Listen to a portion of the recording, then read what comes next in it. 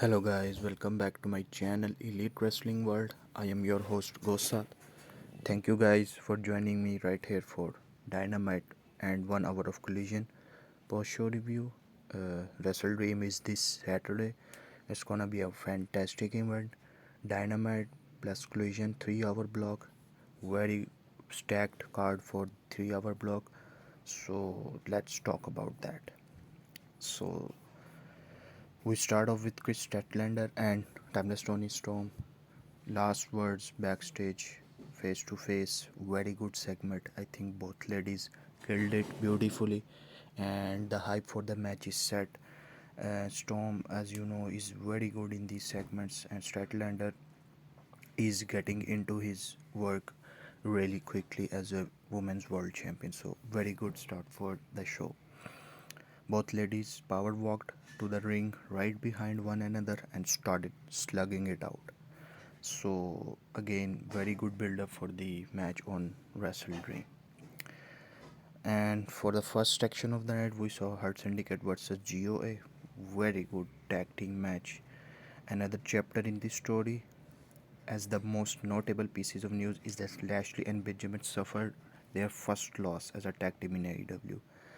And I think it's a very big achievement for GOA to pin Hurt Syndicate and get a win against them is huge for Gates of Agony as well. I think this will build their confidence and build their resume, and maybe next year is the year for them to become tag champions. So again, very solid match, tag team match, pay-per-view level of a match. And for the finish, as you know, we saw Ricochet with the cane ringside, but Khan crawled over and got the pin on Benjamin, so a distraction and Gio won. But again, it's a win that will boost their confidence. And later in the night, we saw we get the information about that it's gonna be a Tornado Trios match on WrestleDream, so it's gonna be very good. Next up is John Moxley and Darby Allin final face to face. I think that was real cinema. I think they both delivered beautifully in this segment, and Hollywood level vibes there. In Toronto, there were zero chance Allin would ever put Moxley into a coffin. The game was rigged. This I quit is rigged in both directions, as Moxley knows neither of them will quit. So question what Allin wants to do. He is out of ideas. So I think it's gonna be very important what they are gonna do to get to say I quit. I think it's very difficult to say at this moment what is going to be doing these insane persons. So I think it's gonna be a very classic, and I think it should be the main event of the pay-per-view. Pierre behind and slams him repeatedly into the wall and gets the glass bloodied. So I loved the way this was shot. An amazing go home segment for the I Quit match. I think this gonna deliver. I think this will be the main event. Next up is Claudio versus Roderick Strong. These two were very hard hitting, and the Messiah of the backbreaker and Claudio is very beast level athlete. So again, a very good one-on-one match. Strong finally fought back when things returned from commercial with a dropkick to create a reset.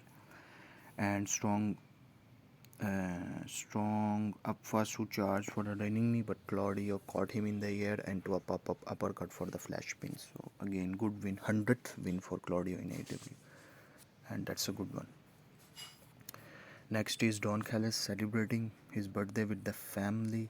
Konosuke Takeshita was revealed on the TV to record a birthday message for Callis, saying Don has done so much, and he also told them he won the IWGP champion, and for Don and family, and hopes he can make him proud.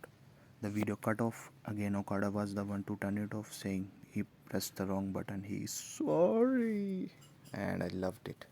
He is very, very, very, very funny, this guy. And I think this tag team match on WrestleDream, it's gonna further descend Konosuke Takeshita out of the Don Callis family. Next up is Kenny Omega Jurassic Express versus Callis family, Hechicero, Josh Alexander, Mark Davis. Again, action-packed trios match. And as they are telling the story of Omega reluctantly trusting Perry very well, the post-match for another week teased Omega at least interacting with the Young Bucks. So we will see where that goes. I wonder how much plans for Omega will have to pivot now that Ibushi is unfortunately injured. As of this very moment, Omega doesn't have a match for WrestleDream. And I think Omega performed well. We triggered from Omega Hechicero. Davis was in to drop Omega, leaving Luchasaurus to pop Davis with a huge headbutt. And in the end, we saw Perry tagged in as Luchasaurus placed Hechicero on his shoulders as Jurassic Express hit their Doomsday device for the win. So post-match, Young Bucks hit the ring, laid out Luchasaurus and Perry, leaving Omega stunned. Bucks wanted a TK driver, but Omega put a stop to it as Jurassic Express stood tall on the aisle while a frustrated Omega was left alone in the ring. There was a Sky Blue. Very good ladies match. I thought this was a very solid back and forth match with Blue getting in plenty of offense. Danielson on commentary said that this wasn't about winning for Blue, more so often hater up for Tekla, hating, hurting up for Tekla this Saturday. Hater looked good in this, and I'm really looking forward to her match with Tekla as each woman could use the pay-per-view in. This could also continue to plant seeds for the Blood and Guts match as well. So I think that is a very good way to build to that match. Next up is the Opps versus LFI for the Trios title. Exactly what you have wanted in a match like this. It was action packed. LFI put up great fight, but no way were the Opps losing tonight, especially with Joe challenging for the world title. I think they could have used that to further build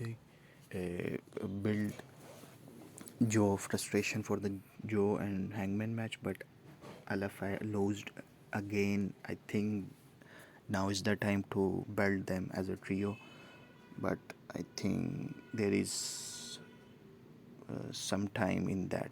But I think LFI should win the titles from the Ops in the first place.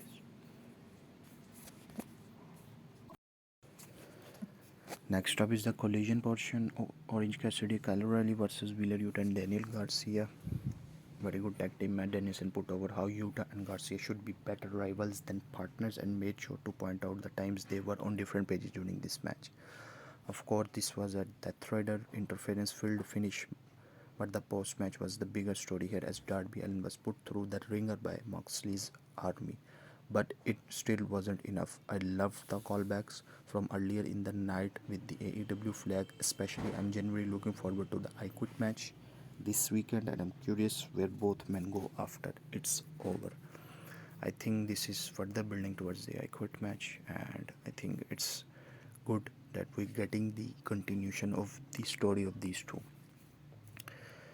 FTR was and Stokely made their way out with Megan Main as there was no Penelope tonight. Stokely said he couldn't articulate enough how much he hates Willow, but can how he hates Jet Speed. So we got the next match, that is Harley Cameron versus Megan Main. If you look at this match on paper, you would assume Cameron didn't stand much of a chance, but she put up one hell of a fight. Cameron kicking out of Megan's finish was certainly unexpected, made fans really get behind Cameron during the stretch. Even with the loss, Cameron looks good in this. I think it's building towards the tag team match between FTR and Jet Speed on WrestleDream. And so in the main event, we saw Brodido and Mark Bisco versus Kyle Fletcher, Lance Archer, and Rocky Romero. A very good fun party match to close the show. A very good appetizer for Briscoe and Fletcher prior to WrestleDream, while involving Okada for the tag title match as well. Despite the loss, Don Callis family standing tall and could be possibly new tag champs when WrestleDream is said and done. And for the match, we saw great back and forth between Kyle Fletcher and Mark Biscott. These two wrestled and have a very good chemistry before, and I think their match WrestleDream is gonna deliver as well. The match broke down as everyone got involved until Bandido was able to gorilla press Romero. King flew in with the center, Briscoe with the foggy bow, but Kyle Fletcher breaks the count. King sent Fletcher crashing outside. Briscoe met him with a blockbuster assisted DDT. Dante's Inferno Pumpney combo to give Brody King the pinfall win. So, but Brodido and Briscoe wins the match.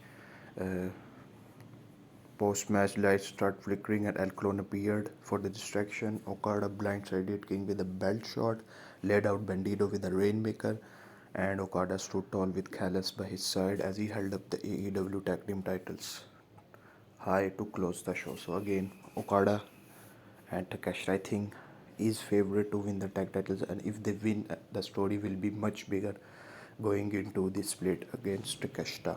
So I think that's a very good story moving forward, and I think this match is going to deliver big time on pay-per-view. Also, Fletcher and Briscoe have a very good chemistry, and I think they're going to deliver that as well. Briscoe can win the TNT title as well, but I think MJF will cost him the match. So that's the go home show, folks. Please, guys, like and share this video, subscribe to my channel, and keep watching Elite Wrestling World. I will see you guys for the WrestleDream post show review.